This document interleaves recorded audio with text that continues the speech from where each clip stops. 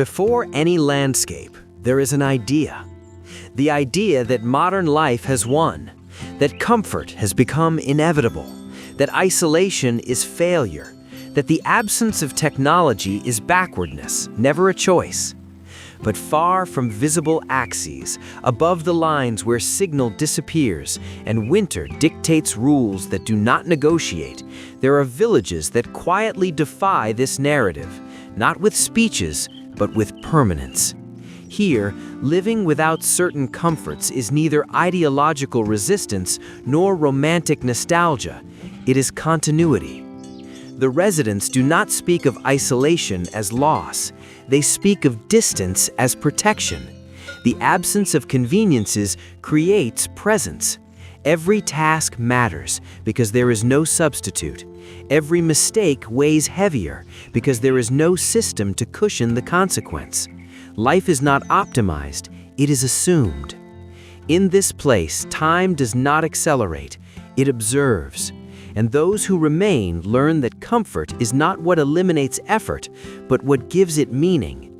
The camera does not yet show mountains, nor houses, nor snow-covered paths. It remains on the human face that wakes, knowing the day will demand more than willpower. It will demand commitment. The day does not begin with alarms. It begins with sound, an ancient, organic sound, almost forgotten by the modern world. The slow creak of wood against the cold, careful steps over the night-hardened snow, the wind sliding across rooftops as if checking, one by one, who still endures. Light arrives slowly, without spectacle. First a pale gray, then a deep blue seeping between the mountains, until the sun, still shy, touches only the highest points, as if testing whether it's worth climbing a little higher. Down here, the cold remains. It is not an enemy, it is a constant reminder to pay attention. The village awakens without haste, because haste does not help. Every movement is economical. Every gesture has been done 1,000 times before, in the same rhythm, the same order, like a choreography passed down without words. Opening a door requires strength. Breathing requires awareness. The body wakes before the mind. There is no engine noise, no flow, no excess, only minimal signs of life. Smoke rising straight from chimneys, a distant bell marking not the hour, but presence. The atmosphere does not surround, it governs. It is within this functional silence that the day announces itself, not as a promise, but as responsibility. Here, the day does not ask how you feel. It asks whether you are ready. Work begins early, not out of moral virtue, but out of concrete necessity. Animals must be fed before the cold hardens the ground even more. Paths must be cleared before they become impassable. Water, firewood, fire, everything depends on physical, repeated, precise actions. There is no button. There is no shortcut. Each resident carries more than their own routine. They carry the continuity of the place. A simple mistake, forgetting to close a door, delaying a task, underestimating the weather, can cost days, weeks, sometimes more. Responsibility here is not abstract. It weighs on the body, on the hands, on backs that bend every day in the same way. Work is not romanticized, it is accepted. There is no discourse about purpose, because purpose is too evident to need saying. Surviving winter is a collective agreement with the mountain, renewed daily through silent effort. The body ages earlier, but attention remains sharp. Every gesture has memory. Every tool bears the marks of those who used it before. Daily life is not scenery, it is support. In this place, to live is to participate, and to participate is not to fail. The houses were not designed to last a generation. They were designed to last the winter. Nothing here is superfluous. Walls are thick because the cold does not ask permission. Windows are small because every crack is a lost negotiation with the wind. Wood darkened by time is not rustic aesthetics. It is a record of decades facing snow, moisture, and silence. These villages were not designed to be seen from the outside. They were shaped to protect those within. Beauty, when it exists, emerges as a consequence, never as intention. And perhaps that is why it is so hard to ignore. Buildings do not follow trends. They follow corrected mistakes. Every sloped roof exists because one day a roof collapsed. Every raised stone foundation exists because snow once invaded. Architecture does not express cultural identity. It expresses accumulated survival. Inside the houses, space is organized by function, not comfort. Heat concentrates where life happens.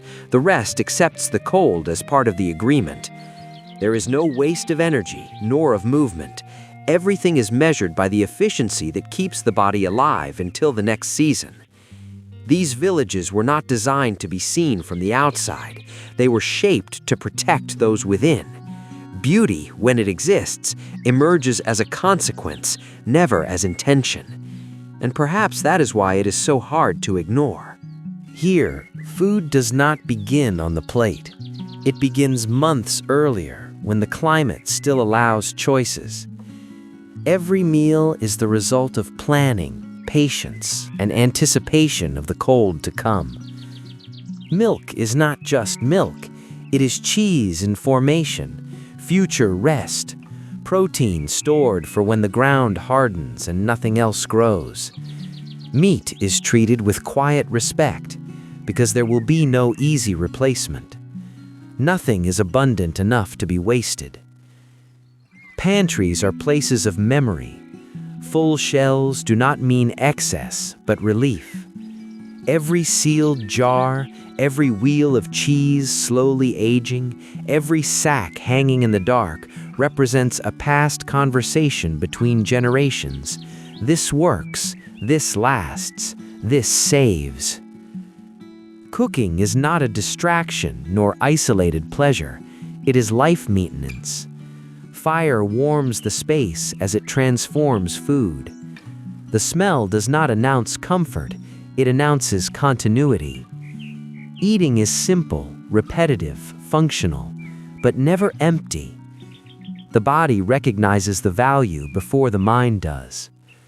In this isolation, self-sufficiency is not pride, it is prudence. And every meal quietly reminds that depending less on the world is sometimes the only way to remain in it. Here, the year is not divided into months. It is divided into survival. Winter does not arrive suddenly. It announces itself with small signs that only those who remain learn to read.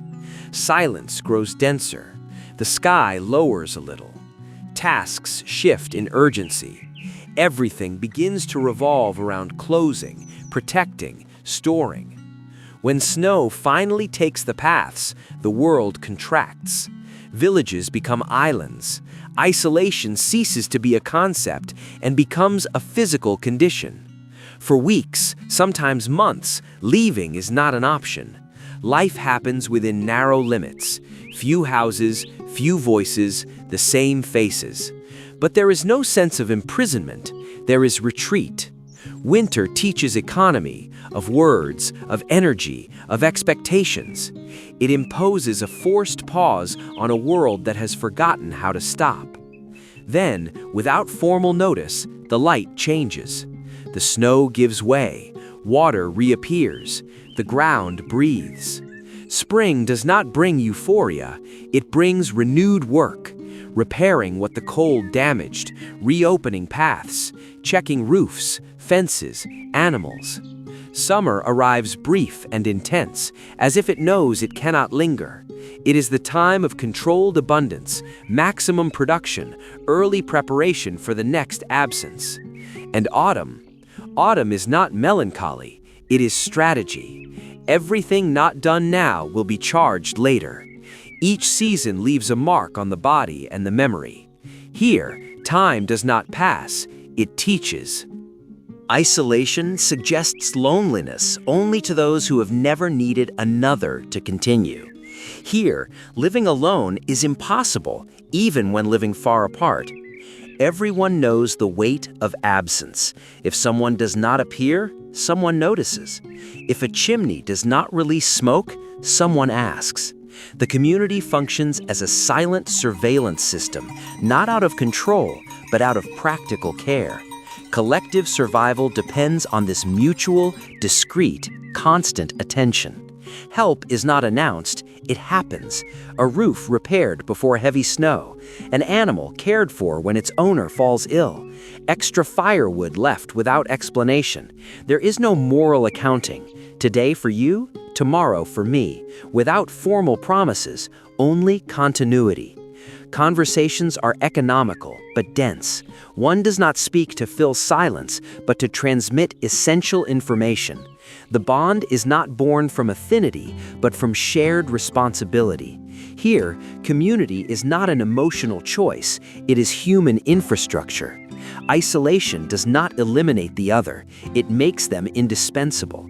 And in this fragile balance, where everyone knows no one is truly self-sufficient, the village remains, not because each individual is strong, but because no one is alone when it matters.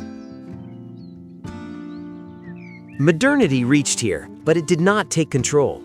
It was received as one receives a visitor who is too strong, with caution, clear limits, and an expectation of respect. Technology does not replace human effort, it merely extends it when necessary.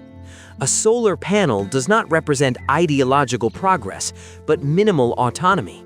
An unstable connection to the outside world does not open infinite doors, it merely keeps a window. Nothing is adopted for convenience, everything passes through a silent criterion. Does this make us dependent or more capable of remaining?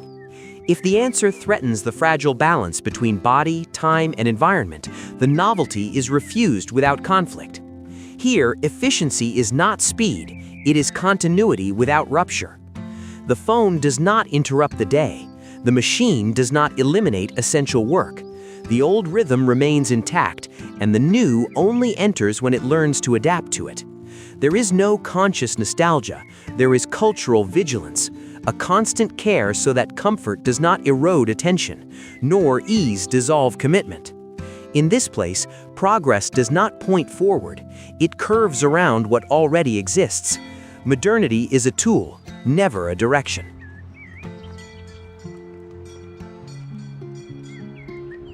When night falls, it does not bring distraction, it brings closure. Lights are few. Silence once again occupies the spaces between houses, not as emptiness, but as earned rest. The day has been fulfilled, the body feels it, the village breathes. Tomorrow will demand everything again, and no one here is under the illusion that it will be easier. These villages do not offer ready-made answers to the modern world. They offer contrast. They show that comfort has a cost, that speed demands attention, that eliminating effort can, little by little, eliminate meaning. Here, living less connected does not mean living less. It means living more exposed to consequences, more present in every decision. Isolation is not escape. It is a choice sustained daily. While the world accelerates, these places remain, not out of stubborn resistance, but because they understood something simple and profound. Not everything that makes life easier makes it better. Sometimes what keeps us human is precisely what demands care, time, and responsibility. This video does not show a place, it shows a way of living. If this story found something in you, a question, a memory, a quiet unease, subscribe to the channel. Here we continue traveling not to see farther, but to understand deeper.